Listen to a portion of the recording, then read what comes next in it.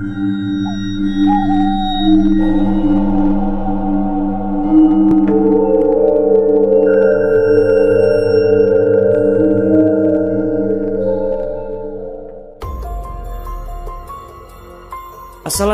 warahmatullahi wabarakatuh.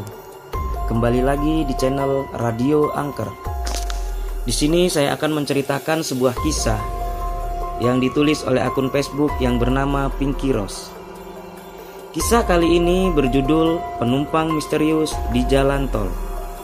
Buat teman-teman semua yang mempunyai kisah horor nyata, bisa dikirim melalui email radioangker@gmail.com. Marilah kita dengarkan kisah berikut ini.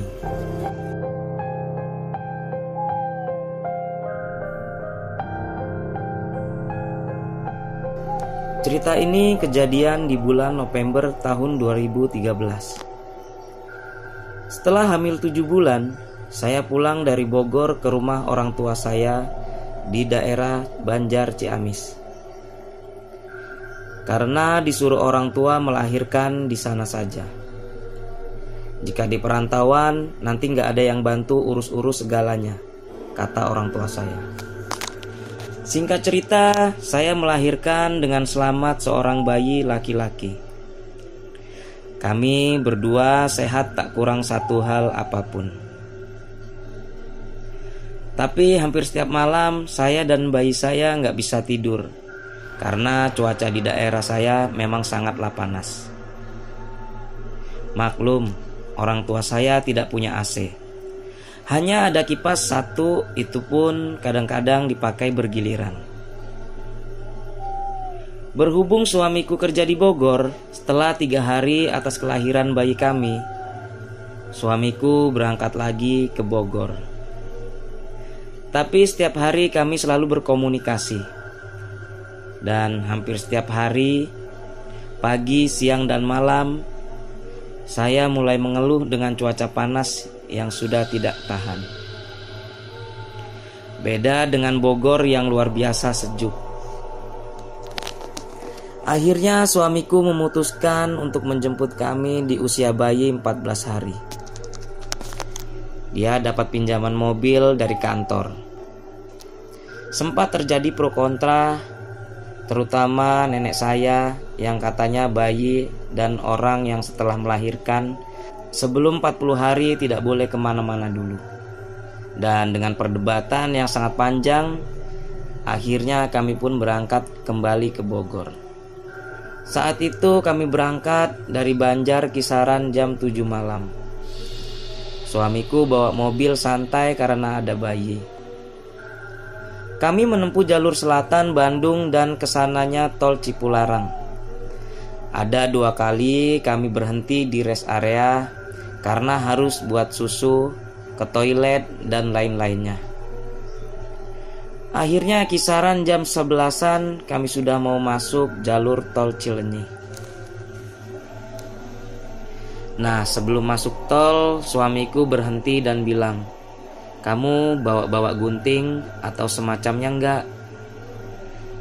Saya geleng kepala karena memang saya kurang begitu percaya sama hal begituan.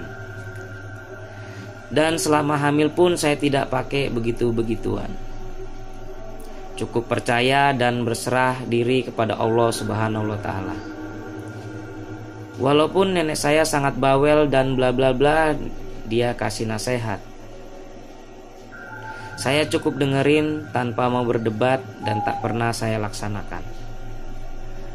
Mobil melaju lumayan kencang dan saya pun mulai mengantuk. Kain gendongan saya ikat kencang dengan beralas bantal tipis supaya bayi nyaman dalam gendongan. Kisaran jam 12-an kami sudah masuk tol Cipularang. Berhubung saya nggak mau pakai AC mobil dengan alasan nanti saya mabok. Jadi kaca sebelah suami saya sedikit dibuka, jadi terdengar gemuruh kendaraan lain di luar. Dan saya pun nggak bisa tidur. Entah kenapa perasaan saya ini di jalan tol kok yang lewat kendaraan besar semua, truk besar, kontainer, pokoknya mobil-mobil besar. Dalam batin Apa penglihatan saya? Nggak ada satupun mobil-mobil kecil sebangsa mobil yang kami pakai. Tapi saya nggak mau banyak tanya dan jadi nggak ngantuk akhirnya. Rada-rada ngeri suamiku bawa mobil kayak orang balapan, menyelinap di sela-sela kendaraan super besar. Kadang saya toel tangannya. Dan di situ saya mulai lihat keanehan terhadap suami saya. Wajahnya begitu serius dan tegang, sehingga suamiku melajukan kendaraan di sebelah kiri dan tiba-tiba menyalakan lampu yang di dalam mobil. Sambil sesekali lihat kaca spion yang berada di bagian atas depan mobil. Jadi kayak lagi memperhatikan keadaan jok belakang.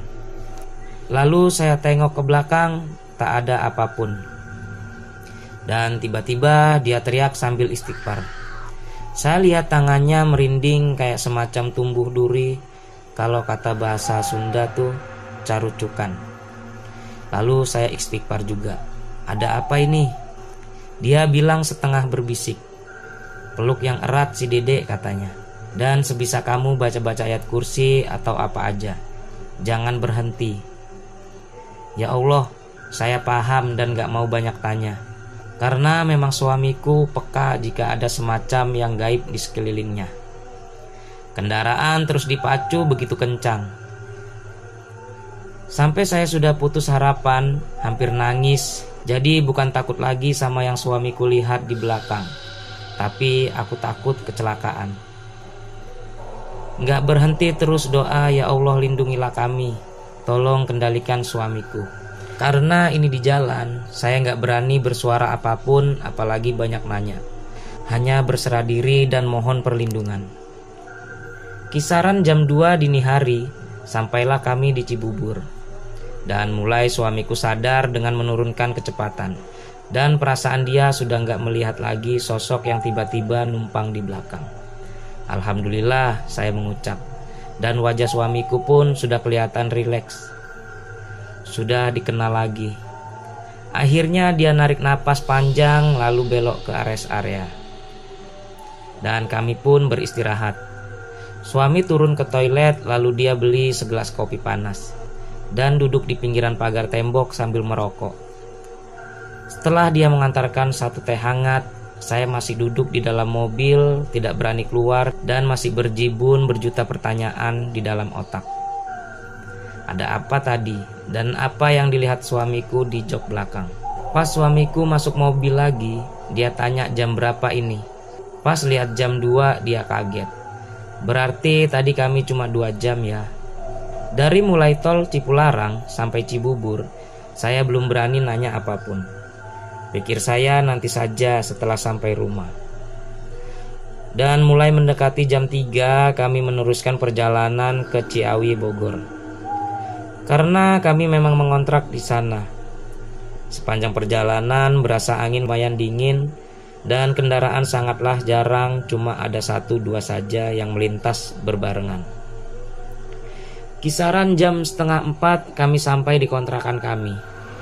Kami segera masuk karena cuaca Bogor memang sangatlah dingin. Setelah kami masuk, bikin teh panas dan kami mulai rebahan. Saat itu menjelang subuh, kami bercerita diawali saya yang melontarkan pertanyaan karena luar biasa penasaran, ada apa tadi? Suamiku tarik napas lagi sambil beristighfar. Katanya, entah di kilometer berapa itu ya, ada sosok perempuan berbaju putih, rambut panjang yang masuk dari balik pintu kanan. Dan tiba-tiba sudah ada duduk di belakangnya. Tapi wajahnya sangatlah cantik, tidak menyeramkan, cuma warna wajahnya sangatlah putih sama dengan bajunya. Dan meminta paksa bayi kami. Astagfirullah, kata saya seram. Terus kata dia, perasaan jalan kosong lurus, gak ada satupun kendaraan saat itu. Padahal penglihatan saya malah justru ramai mobil-mobil yang sangat besar semua. Terus kata dia, masuklah mobil kami ke suatu gapura, kayak semacam gapura perbatasan kabupaten gitu. kayak penuh hiasan, candi, dan gapuranya. Untung bisa keluar lagi dan pas sadar udah di Cibubur. Terus saya bilang, saya tadi uji nyali dan hampir putus asa. Bukan karena takut setan, tapi takut mobilnya kecelakaan. Tapi alhamdulillah Allah masih melindungi kami dan bayi kami. Mungkin ini nasihat orang tua yang gak kami pedulikan, bahwa orang yang setelah melahirkan jangan kemana-mana dulu sampai pulih betul. Dipercaya atau tidak, jalan tol yang dibangun memang rata-rata awalnya hutan belantara. Jadi walaupun bukan orang yang habis melahirkan yang kebetulan mendapati pengalaman tersebut. Intinya berhati-hatilah saat melakukan perjalanan, apalagi malam hari. Jika ngantuk menepi dulu dan harus bersabar. Dan garis besarnya, ikuti wejangan orang tua. Jika tidak percaya hal-hal mistik begitu, anggaplah orang tua kita khawatir karena orang yang baru melahirkan harus ekstra perhatian. Terutama masih belum pulih dan masih perlu banyak bantuan keluarga dalam segala hal.